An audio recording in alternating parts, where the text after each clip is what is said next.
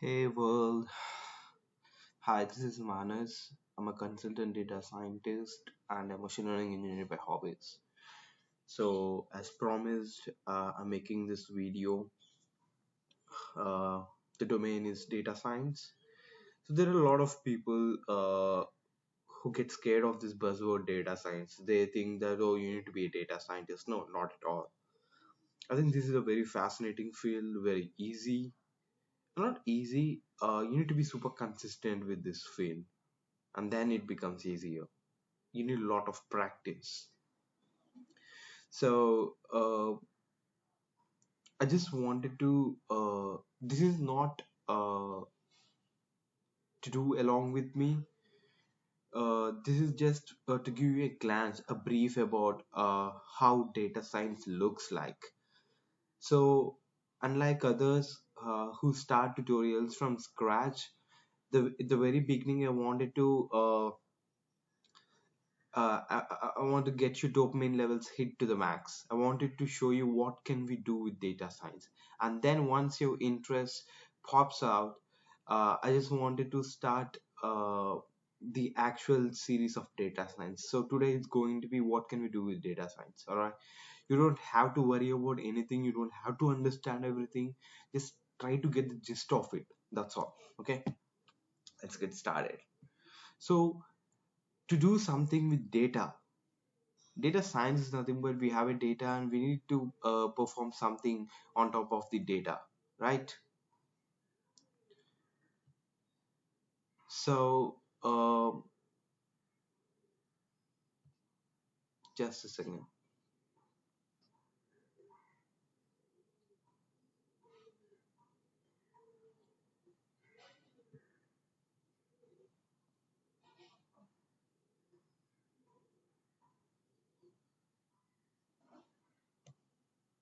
Okay, what I'm planning to do is that I've taken a data set, something called as a Boston house data set. It's for the beginners. All right. So what I'm going to do is I'm going to use this data set and I'm going to uh, predict what the prices are going to look like in the future. All right, done. Let's get started. So to do or to work with the data, we would need some tools. Okay. So what kind of tools do we need? That I'll show you now.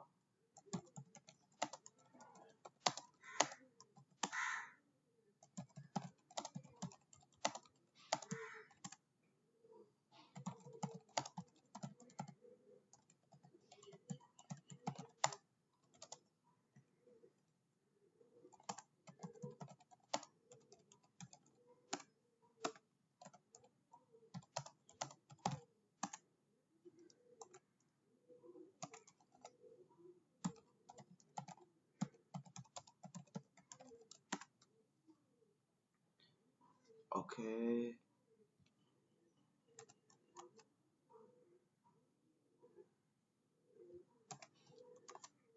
Okay. So what I'm doing is that I'm loading all the tools that I require. So I'm importing them from the actual library so that I can work on my data. Okay. Let's read our data. Okay, now that I have imported pandas. Pandas is a data frame library. Okay, just like you have Excel where you see or you visualize the data, pandas is for Python. Okay, so as a pd dot read underscore cv Boston housing dot csv. Okay, file not found. Okay,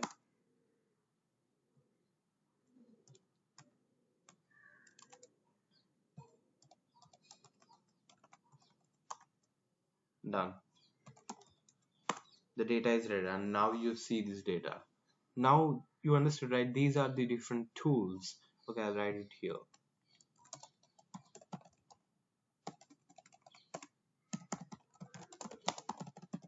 Importing the tools, reading the data. All right, you see here now This is our data. This looks a little bit clumsy, so let me pick up top 5 records. Okay, let me.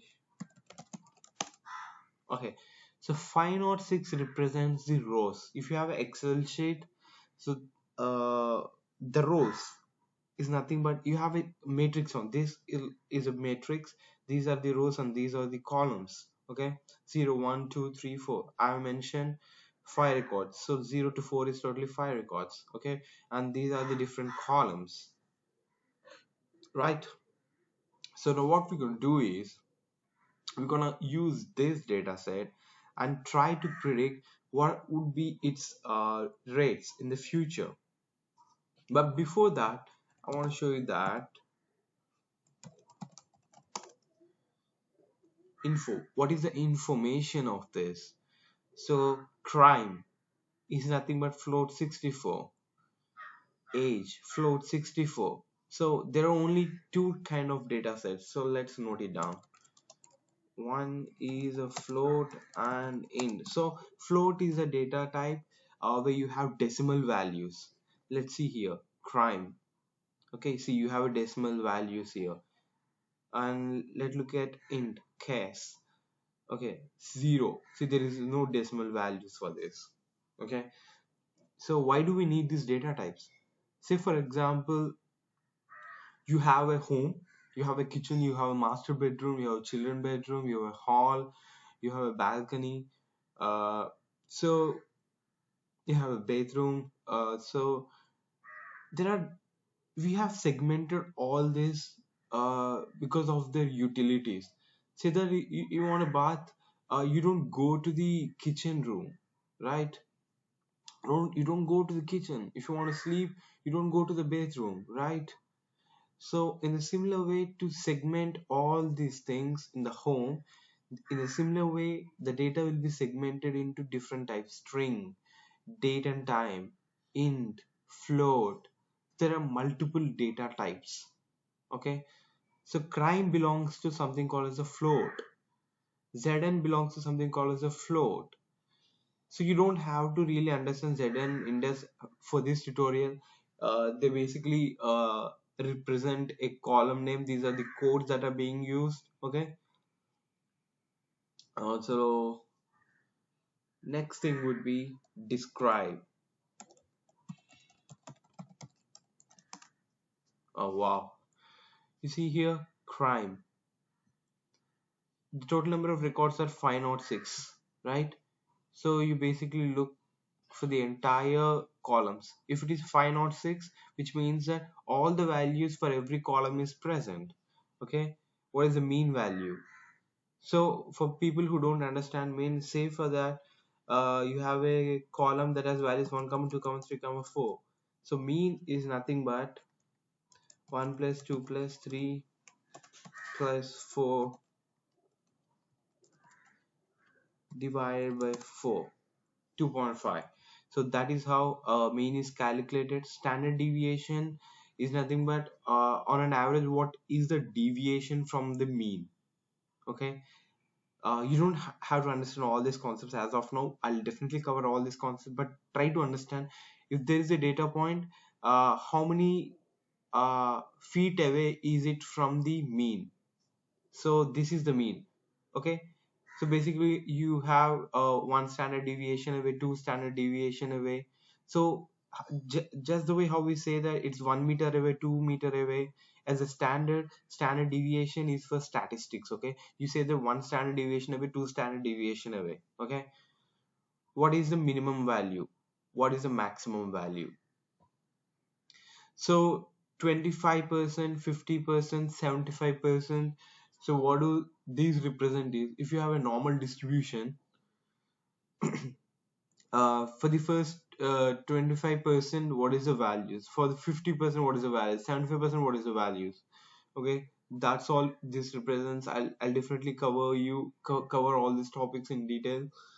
Let's get moving. I want to see if there are any null values.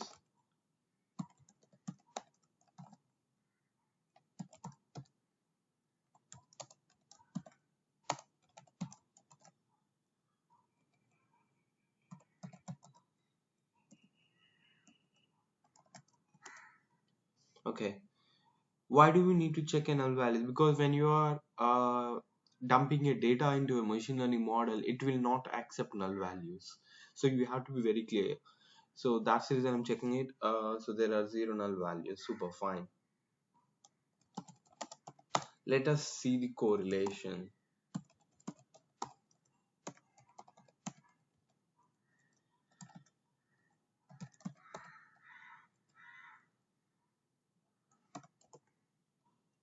You don't really have to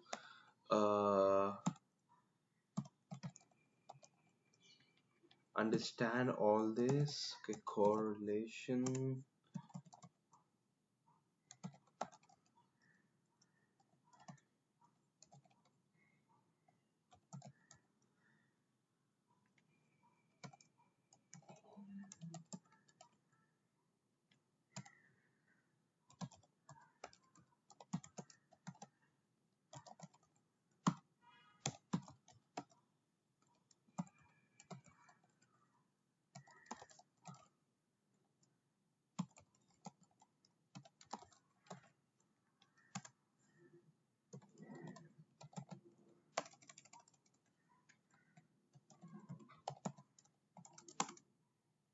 Okay, okay, I forgot this.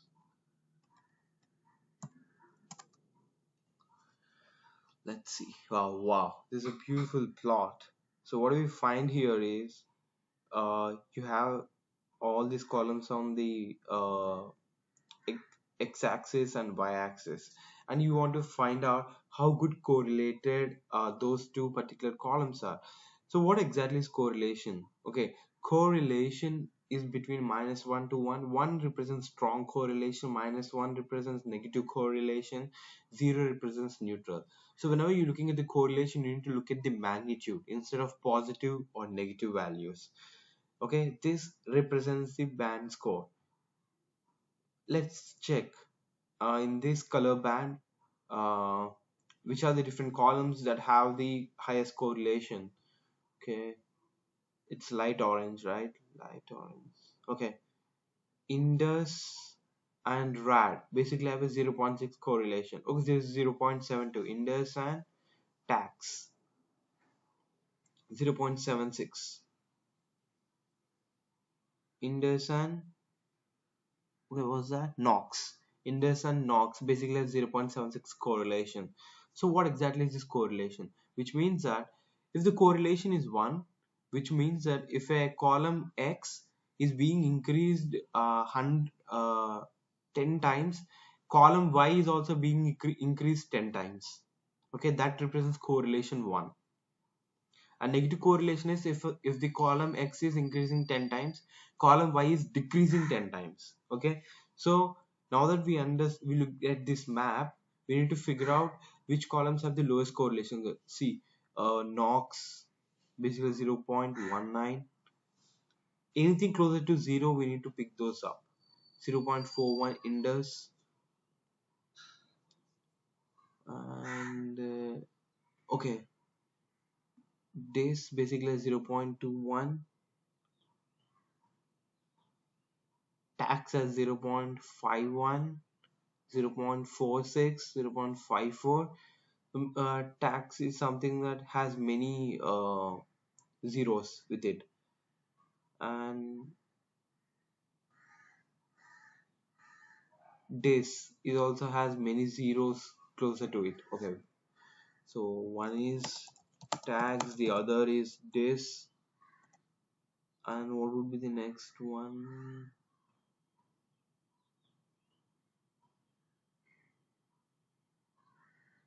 Yeah, Knox. And age. Age is like super. No, let's remove Knox. Knox is good. Let's take age. Okay, what I'm going to do is I'm going to drop these values because I don't need the columns that has lowest correlation. It's useless for me.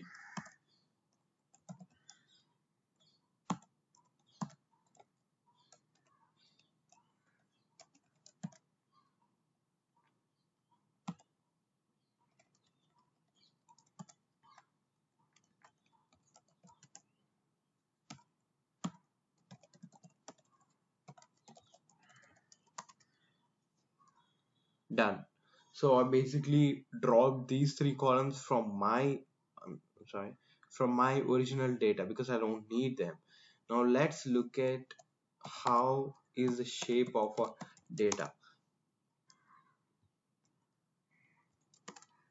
It's 506 records and 11 columns. Previously it was 14 columns. Since we dropped 3, 40 minus 3 is 11, right?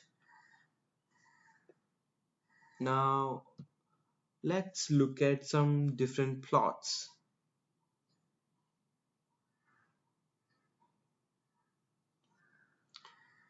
Let's do some exploratory data analysis. Let me look at what are the different columns. Okay, crime. Let's look at crime and its behavior with respect to METV.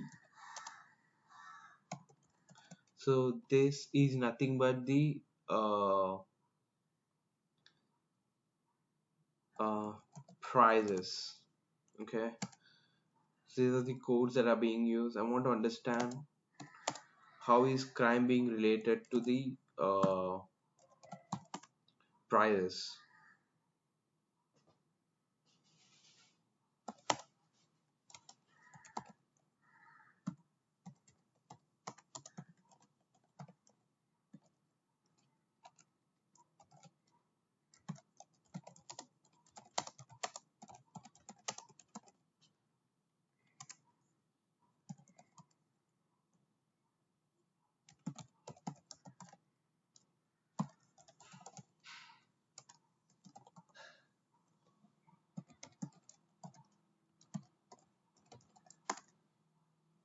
Okay.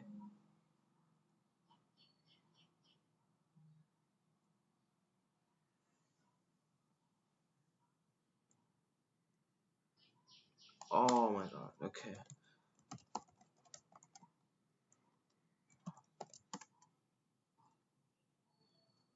Okay. So you look at here, crime rate versus target rate. So this is the target, this is the crime. As the crime increases in the neighborhood, the target or the price. Oh, let me call it as price. Why do we need to call it as target?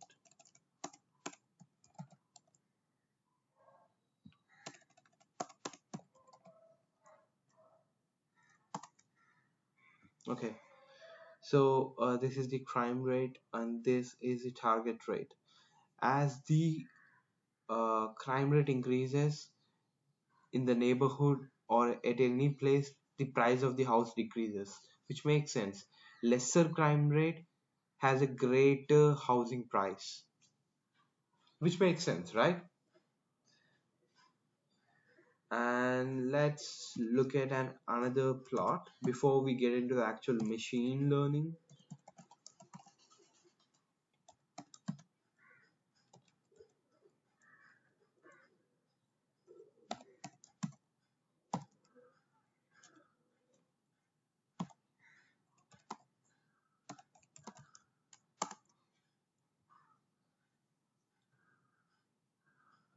Okay, so we looked at the CAS and the price. Anything of zero category. So I'll show you what CAS is like.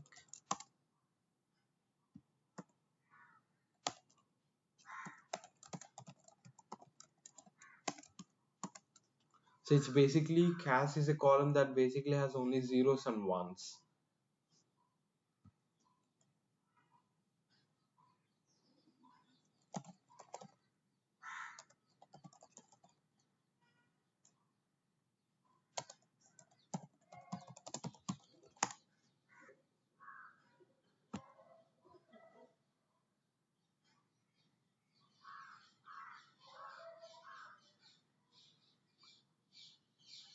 Okay, so these are the codes for that.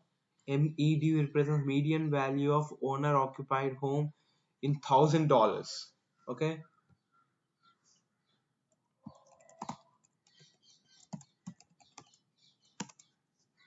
so The first record is nothing but $24,000, $21,000. Okay, and here as the crime rate increases, you see as the crime rate increases on the x-axis, on the y-axis there's nothing more than $10,000 for this ban. As the crime rate is very low, the price is super high, which makes sense. Next, we're looking at as Charles River dummy variable. One if track bounce river, zero otherwise. Okay, if something is nearby the river, we have greater value, and if something is not by the river, if the home is nearby the river, then the value is high. If the home is not nearby the river, the value is low. Okay, makes sense. Maybe the beach houses cost high in in the similar way. The houses near the river cost high. All right, let me take another variable. RM, average number of rooms per dwelling. Okay, so my intuition would be the greater the rooms, greater the housing price. Let's check it.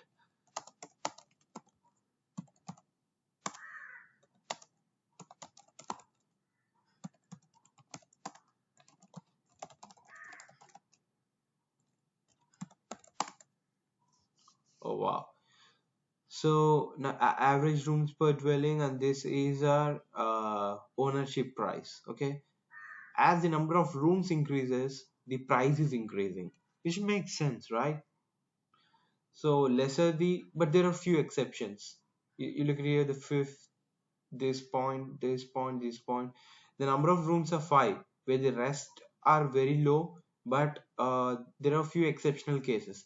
Might be these are super polished furnitures, or these might be uh,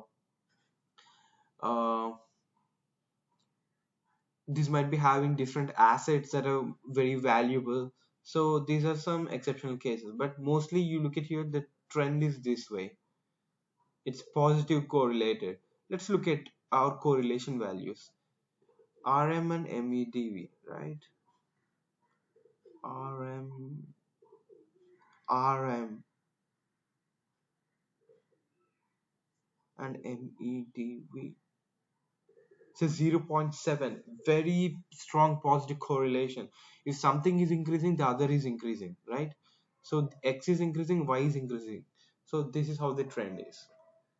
All right. So there are a lot of other things, but I'll leave it to you guys. If you don't understand the Python or something, please do use Excel. Submit those sheets. I'll review them and I'll get back to you. Every single sheet. If I have time, I'll look at every single sheet. All right.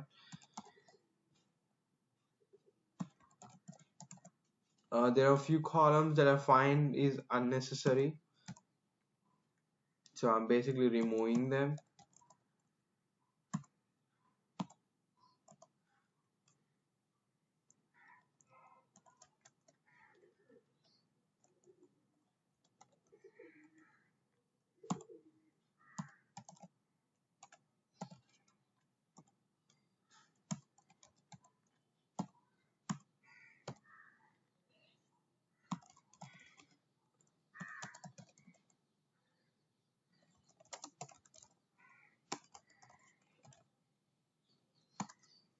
Done.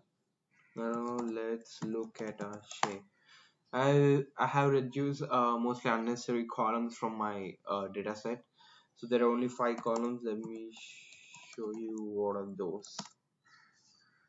Crime, RM, PT ratio, L stat, MED. What's L stat? Lower status of the population. Okay, what is the lower status of the population? In percentage, 4.98 percentage, 9.14 percentage, and 4.30. All right. There is a lot of exploratory data analysis that I have to do, since I have already worked with this data. I know what exactly to cut. Okay, I know what exactly to cut loose. So this is just to give you an overall gist. What columns to keep, what columns to remove is something that we do the exploratory data analysis and understand. since this is basically an introductory session, I don't want to get into all the details.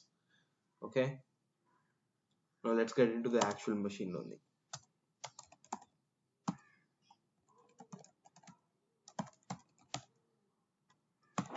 So this is my finalized data set. On top of this, I'm going to apply the machine learning. The first phase will be selecting the precious columns, polish them well, and then dump it into the machine learning. All right, I'll tell you what this X means, what this Y means. Okay, so X basically means all the columns other than MEDV. Okay, or the price. Let me call this as price. Okay, because we are using all these columns in order to predict this column, right? So X are the input columns, Y is the column that we want to predict. Done. Now let me import the tools for uh,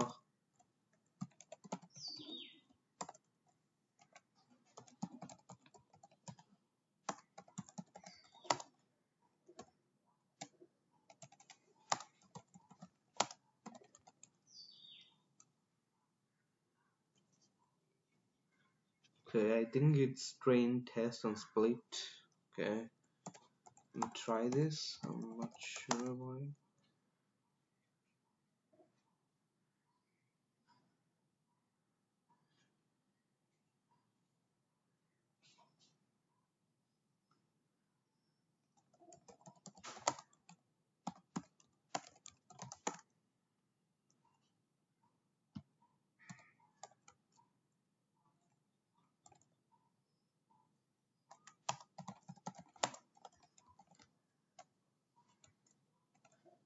Okay, no module name. Maybe I'm using the latest skeleton module. Let us look at it. Oh, what do these guys have to say?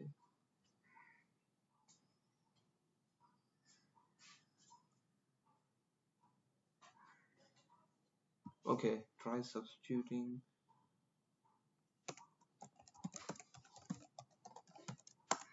All right, so it's model selection. So previously it used to be cross validation, but the latest scikit-learn tool has updated it to model selection. All right, fine. X train, comma, X test. Now that I've segregated my inputs to X and output to Y, I'm going to take these two values and put into my machine learning model. You don't have to understand the machine learning model. This is the very first course. I just want to show what we can achieve. All right. In detail, I explain you each and everything. X test, comma.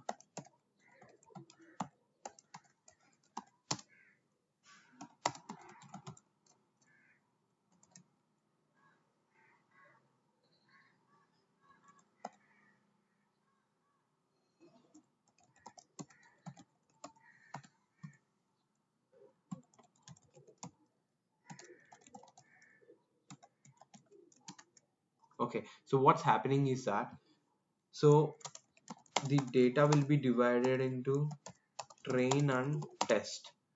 For train we'll be having input comma out output. For test we'll be having input comma output. Okay, so our machine learning model will be given this input output of the train, and we'll use that to test it on the input output of test data, so in order to find the accuracy levels. All right, now that we have segmented it as X input, X output, Y input, Y output. So basically X train and Y train belong to one group. We'll use the machine learning model to be trained on uh, X train and Y train, and we'll use the machine learning model to test on X test and Y test. Okay, let's get started. It's fine even if you don't understand.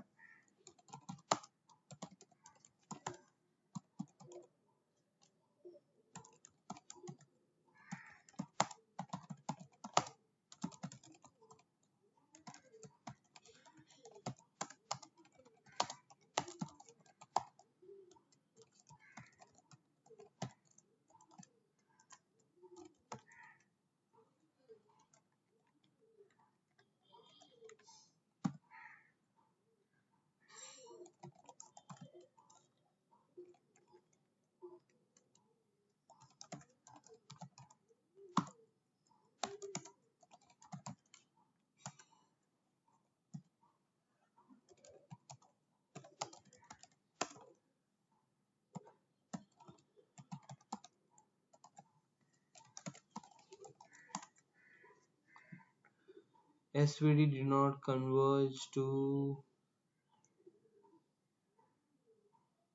Okay, this is linear regression.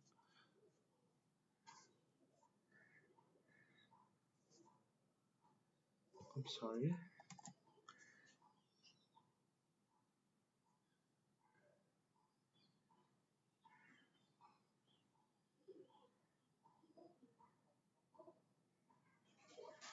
X train, comma Y train. Yeah, what happened?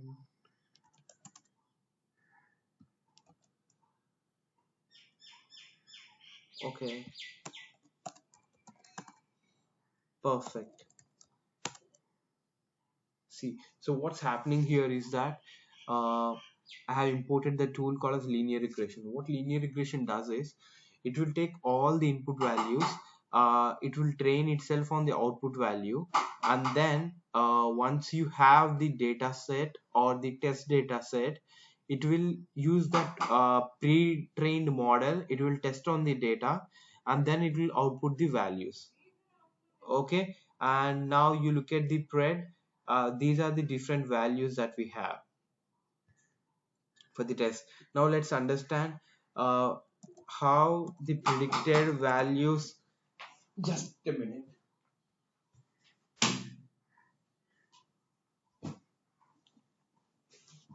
let's see how the predicted values are with how do they look, or what is the kind of error do we possess with respect to the original values. Let me go for white as is the original value, and not bad. See, this is our original values, this is a predictor value. These are falling on these are taking a 45-degree angle path. I know even though there are data that are being scattered here and there, but still it has an uh, linear path. It possesses a linear path, right? So not bad, but this is not how we look at the accuracy levels. We want an accuracy score. So how to get the accuracy score? Okay,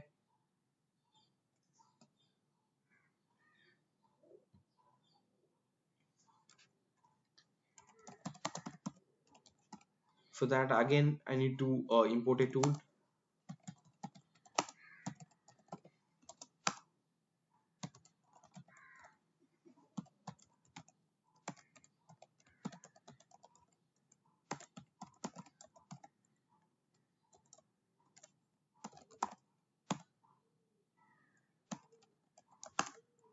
Okay, so mean absolute error is 4.0337. So what this mean absolute error basically says is that my predicted value on an average, which is an absolute value, uh, takes 4.03. Okay, so which is pretty less. Say for example the original value is 1000, the chances are it might be $1004 or $996, so plus or minus 4 on an average. So I think it's not really that bad. There, I know, I understand there's a lot of concepts that you don't understand. I'm just trying to make some time to explain these things to you guys. This is basically, so this is my model, and I can give any value on top of this model and then produce the results. So I hope that you understand the overall gist of what we're doing. Uh, well, thank you guys. So the next sessions would be like basics of Python, and then understanding these toolboxes, and then picking up the use cases and performing on that. We have machine learning, computer vision, and AI. This is how the track is going to move. Like, this is basically an introductory session. I hope you guys. There is also statistic that I would be taking. I know there are a lot of terminology that you don't understand. You don't have to understand. So let me recap. You have loaded the tools, loaded the data, understood what has the high correlation or the negative correlation, and then we looked at the exploratory data analysis, and then figured out that these are the columns that I don't need. Then I prepared into input and output for both train and test. So I use the toolbox to convert that for me. So this is my machine learning algorithm called as linear regression. And one more thing, people might think machine learning is like it's a buzzword. I don't know how does machine learn and all. A lot of people with machine learning, you might get scared as a beginner, but there is nothing to be get scared. 98% of the people who call themselves as a data scientist or machine learning engineers are using the tools that have already been created. It's just that a different language. If you understand Excel, you understand Python, as simple as it is. Only 2% of the people only create their own algorithms and train it. Okay, that will take some time, but trust me guys, this is the hard truth. This is the truth. You can pick it up. All right, I wish you all the best. So we fit the data. You have any kind of doubts, any doubts, just mail me. I'll put down my mail in the description section. Just mail me. I'm ready to explain anything.